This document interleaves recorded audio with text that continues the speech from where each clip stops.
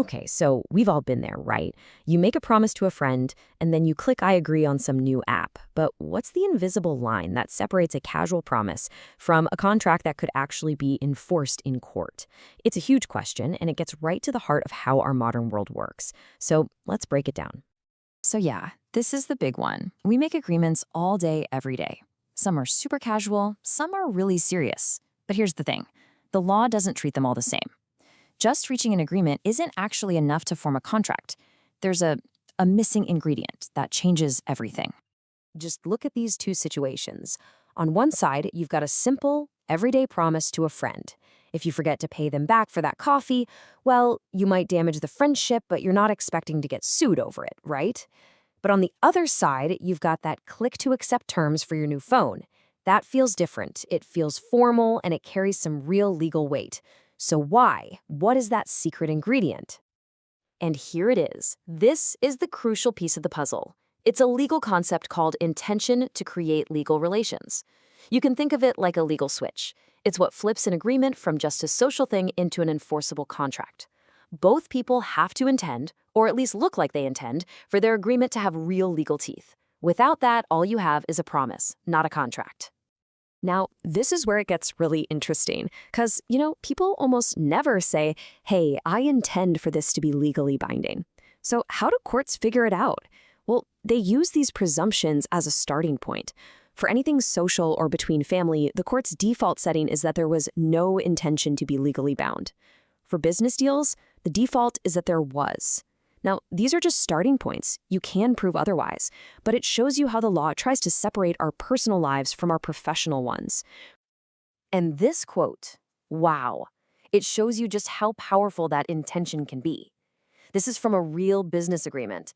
The people involved literally wrote in that their deal was binding in honor only, not in law. They deliberately flipped that legal switch to the off position. So even in a business deal, if you clearly say you don't want legal consequences, the courts will usually respect that. So that's the theory, right? It's all about intention. But how does that work with the contracts we actually see every single day? Well, get this. According to one estimate, 99% of the written contracts we come across are what you call standard forms. We're talking phone contracts, car rentals, software updates, the whole shebang. These aren't deals we negotiate. Which leads us to the most obvious question in the world, one I'm sure you're thinking right now.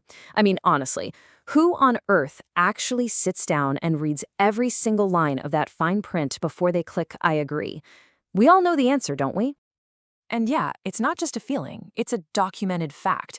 It's so widely accepted that even the courts know that most of us, consumers and business people alike, just don't read the standard forms we sign. So, if intention is the key, but nobody's reading the terms to know what they're intending, what is actually going on here? Why do we all do it?